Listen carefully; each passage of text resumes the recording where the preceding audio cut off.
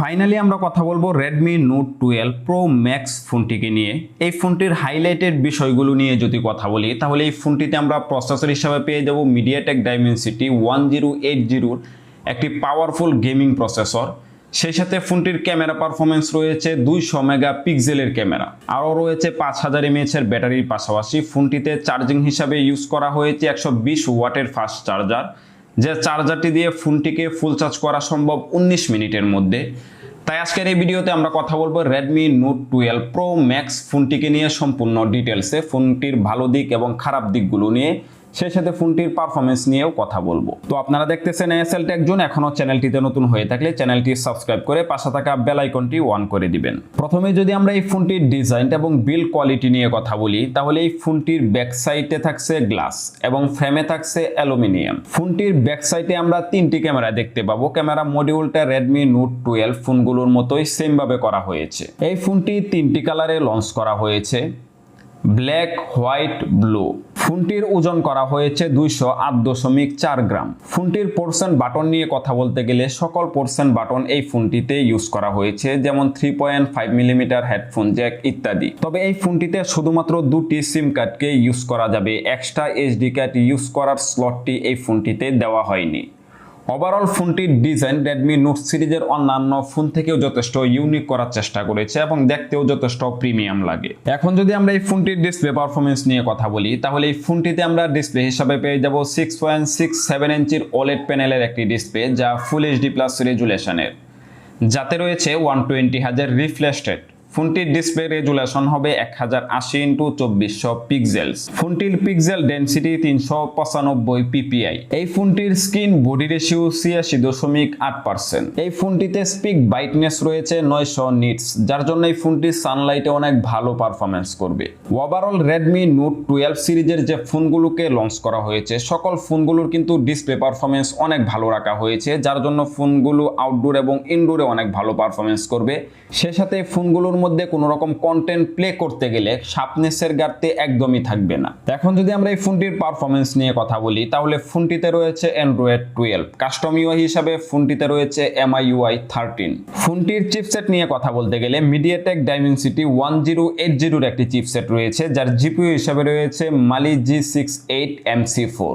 MediaTek Dimensity 1080 যে চিপসেটটি দেখতে পাচ্ছি এটি কিন্তু রিসেন্টলি লঞ্চ হয়েছে। এই ফোনটির গেমিং পারফরমেন্স নিয়ে কথা বলতে গেলে এই ফোনটি দিয়ে আপনারা যে কোনো প্রকার গেমিং মিডিয়াম টু হাই সেটিংসে ওপেন করতে গেলে কোনো রকম ল্যাগিং বা ফ্রেম ড্রপ একদমই লক্ষ্য করবেন না। সেই সাথে ফোনটির মাল্টিটাস্ক এবং ভিডিও এডিটিং এর মতো কাজগুলো অনেক স্মুথলি করতে পারবেন। ওভারঅল যারা গেমিং এর জন্য চিন্তা করবেন এই ফোনটি হতে পারে বেস্ট একটি গেমিং ফোন। এই ফোনটি দুটি ভেরিয়েন্টে লঞ্চ করা হয়েছে, 8GB পাশাপাশি 256GB, 12GB পাশাপাশি 256GB। এখন যদি আমরা এই ফোনটির ক্যামেরা পারফরমেন্স নিয়ে কথা বলি তাহলে এই ফোনটির ব্যাক ক্যামেরা হিসাবে তিনটি ক্যামেরা দেখতে পাবো, যার মেইন সেন্সর রয়েছে 200 মেগাপিক্সেলের, যার অ্যাপারচার রয়েছে 1.7। আরও একটি 8 মেগাপিক্সেলের আল্ট্রা ওয়াইড ক্যামেরা রয়েছে, যার অ্যাপারচার রয়েছে 1.9। 2 মেগাপিক্সেলের মাইক্রো সেন্সর ক্যামেরা রয়েছে, যার অ্যাপারচার রাখা হয়েছে 2.4। এই ফোনটির ব্যাক ক্যামেরা দিয়ে আপনারা সর্বোচ্চ 4K তে ভিডিও শুট করতে পারবেন। ওভারঅল এই ফোনটির ক্যামেরাটি আমরা কিন্তু 200 মেগাপিক্সেল হিসাবে নতুনই দেখতে পাচ্ছি।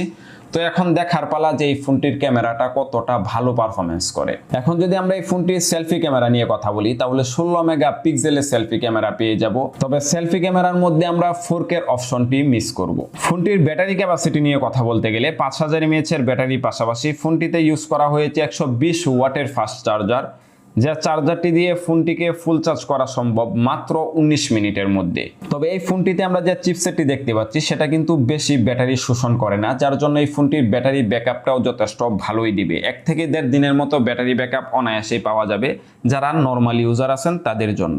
এখন যদি আমরা এই ফোনটির প্রাইস নিয়ে কথা বলি তাহলে যেহেতু এই ফোনটিতে সর্বনিম্ন ভেরিয়েন্ট রয়েছে 8GBর পাশাপাশি 256GBর একটি ভেরিয়েন্ট, এজন্য ধারণা করা হচ্ছে এটির প্রাইস হতে পারে বাংলাদেশে আনঅফিসিয়াল 35,000 টাকার আশেপাশে।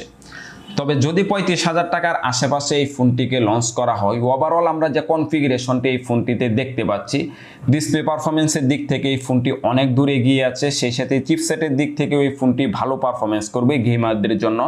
এবং ব্যাটারি ব্যাকআপটাও যথেষ্ট ভালো দিবে। সেই সাথে 200 মেগাপিক্সেলের ক্যামেরাকে ইউজ করা হয়েছে এই ফোনটিতে। 4K এর অপশনটিও এই ফোনটিতে আমরা পেয়ে যাচ্ছি। ব্যাটারি হিসাবে 5000 মিলিঅ্যাম্পের ব্যাটারির পাশাপাশি ফোনটিতে পেয়ে যাচ্ছি 120 ওয়াটের ফাস্ট চার্জার। ওভারঅল কনফিগারেশনের দিক থেকে আমার কাছে প্রাইসটা ঠিকঠাকই মনে হয়েছে। তবে যদি 35,000 টাকার আশেপাশে এই ফোনটিকে বাংলাদেশে আনঅফিসিয়ালি লঞ্চ করা হয় তাহলে এই ফোনটি ব্যাপক সেল হবে। সে সাথে এই ফোনটির পারফরমেন্সও ওভারঅল ভালোই পাওয়া যাবে। তো অনেকেই এখন জানার আগ্রহ থাকবে এই ফোনটি কবে নাগাদ বাংলাদেশে লঞ্চ হবে। এই ফোনটি কিন্তু আমরা ডিসেম্বরের দিকেই বাংলাদেশে অ্যাভেলেবেল মার্কেটগুলোতে পেয়ে যাব, অফিসিয়ালি অথবা আনঅফিসিয়ালি। তো যাই হোক, আজকের এই ভিডিওতে আমরা জানতে পারলাম Redmi Note 12 Pro Max বা Pro Plus ফোনটি সম্পর্কে সম্পূর্ণ ডিটেলসে। ভিডিওটি ভালো লাগলে অবশ্যই ভিডিওতে লাইক, কমেন্ট এবং শেয়ার করতে ভুলবেন না। পরবর্তীতে দেখা হচ্ছে আবারও নতুন একটি ভিডিও নিয়ে। আল্লাহ হাফেজ।